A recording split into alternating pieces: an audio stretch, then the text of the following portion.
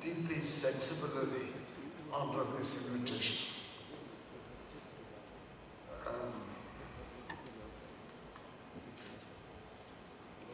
I'm asked to say something about citizens' role in a democracy. Somebody said that a man's inclination towards justice makes democracy possible. His inclination towards injustice makes democracy necessary. And the cure for all the ills of democracy is more democracy. And I'm very pleasantly surprised that so many distinguished persons are here to share this excitement and the idea of Bangalore. I have a small house near Bangalore Gardens. My only entitlement, very fragile one at that, to present myself before this august gathering is that I have lived in Bangalore for 84 years. Except 14 lousy years I spent in Delhi. A man built a small hotel near the Santa Cruz airport and claimed that his hotel was the only one with an airport attached. I built a small house near Lal Bagh Gardens and I claim that my house is with Lal Bagh attached. My grandfather was a judge. He used to take us into the garden. Those handsome days. But the feudal society is greatly struggling to be reborn into a modern industrial society, egalitarian society. The problems are immense. And whenever there is a new source of energy put into the economy, which is combined with a demographic explosion, things become volatile. You can't manage things by being clever. And even if you apply time-tested remedies, it won't guarantee success. But not doing so will guarantee failure. The problem today in India is, the historian Trevelyan once was asked, why did British succeed in governing India? He said, we did two things.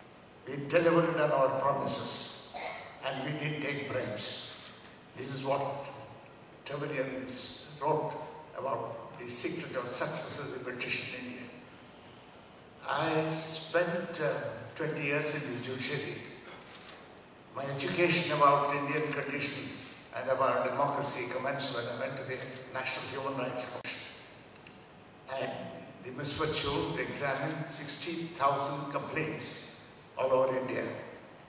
And it was something heartrending that I have maintained my sanity in spite of that experience is evidence of my pachydermic insensitivity.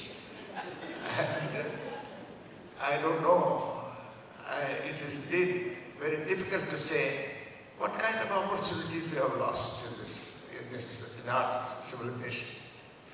21st century is not century of China as India. 20th century, they said, was the century of America. The 21st is the century of China and India. It's nobody's century. It's the century of new medicine and new science and tremendous amount of explosion of technology and science. Somebody predicted, I think, the 10th of May, the National Geographic magazine, 2 weeks ago. Here is a photograph on the front page, the cover page of a child. It says that the child born in 2013 had the prospect of living for at least 120 years. And an American magazine, The Time, carried an article some time ago to say by 2045, just 30 years later, man will attain immortality. And a child born in 2045 at least 400 years. I don't know how to live 400 years. Thank God I was born long, long ago. We don't know how to spend a rainy Sunday afternoon, and to spend 400 years is a problem. I think there's a problem in the future. The stunning changes that we are going to confront will have to be managed very, very dexterously with great amount of administrative skill and foresight. We have a system where I'm afraid there is no accountability. I have seen perhaps some of the finest officers, friends have made among the bureaucrats and policemen. And some of them who served me in the National Human Rights Commission were excellent men, so widely read. And I thought there's no world outside judiciary. But when I met them, how well read they were. But the problem is the system is not able to use them. And some of them were extraordinary scholars in their own field.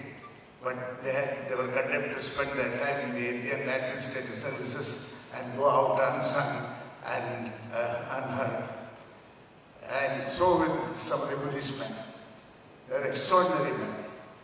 And with all these great human resources in this country, we have young men, 53% of our population, they say, is below 25 years. We have a great demographic dividend. How did we not use it? There's something wrong somewhere, sometime. We'll have to think how we can get over this chase. Ladies and gentlemen, today the highest office in a republic is that of the citizen. It is said, citizen king. You have heard of that. Citizen is the highest office, but he is the lowest priority in our planning and our estimation. Nearly 8 states in India, they say, 8 states consist of the poorest of poor in numbers, which is far more than 26 African poor nations put together. This is the UNDP Oxford publication in 2010. It says that 8 states in India contain more poor people, poorest of the poor, than 26 African nations put together. This BPAC is a very ambitious thing. It has enthused people who had resigned themselves to their fate. People thought nothing can be done about Indian democracy. We can't improve our administration. The bribe taking is something terrible. And this mode of cynicism, the first thing that we have done is, in the last 30 years, we have destroyed the self-confidence of every individual in this society. We have made him cynical. Cynicism kills ideas and destroys self-confidence. No entrepreneur can come and say, well, I have courage to take my idea further, because he has to confront a bureaucratic stone wall, and he has to run around in a way in which I have seen, in fact, when ministers discuss with me this, and they express despair at the way in which people express themselves against the system, bureaucratic system. And somehow we have to loosen that and give a feeling that people live under the protection of an adequate system. And Bangalore, you must start in Bangalore, the ideal situation. Though, of course, the demography has changed.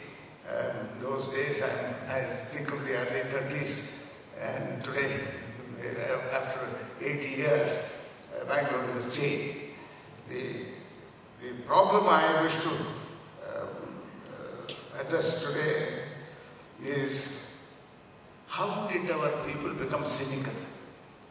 And why, when you go to an office and meet an officer who can decide his small request, does he come out an inch taller and feels a sense of happiness that he met an officer who can hold his hand and at least look into his problem. And this indifference towards the basic required needs of a common man has made him desperate. And I think John Monet said there are two types of people. One is one who wants to be somebody. The other is one who wants to do something. And thank God, the assembly of distinguished people here are already somebodies. They don't need to be somebody. They have now decided to do something. And that is the most encouraging part. This is the silver lining in the dark cloud. The young ministers here, we expect so much from them. We did in the past also with those. I can speak when I was in the Constitutional Review Commission and interaction with perhaps the finest minds in the government. And we were wondering, Abid Hussain Saab was my member and was a great friend of mine. He was from the administrative services himself. He used to whisper into my ears. I said, Abid Saab, with such brilliant people, how is it that this system is so bad? He would say, you don't know the system. You don't know the system. And he told me what Thomas Alva Edison once wrote to the Speaker of the House of Representatives. He wrote to them that I have a beautiful tamper-proof voting machine. And there was no response from them. Then he went to the Speaker, the President, and spoke to him. I've developed a tamper-proof voting machine. Why are you not responding? He took him aside, patted him on the back and said, Edison, the problem is it is tamper-proof. This is the question of government today. And you please put yourself into the position of the man who goes to a cancer hospital, goes to somewhere for some kind of relief. This is the basic requirement, is to the essential requirement of democracy today is to make the common man feel that he is a part of this great experiment. He's a great Indian, and then a great Bangalorean. And I remember all that we do, all that we have done in these last 60 years. All the good people, all NGOs, all good officers, all good ministers, all that we have done has not been able to scratch the surface of our problems. And if we carry this idea forward, of a great idea of Bangalore, of living together in a common bond of justice and fairness amongst ourselves, under the governance of a benign set of rulers who know the difficulties of people. With all this, I'm afraid that may not take us to heaven, but it will perhaps delay our precipitate descent to hell. Thank you very much.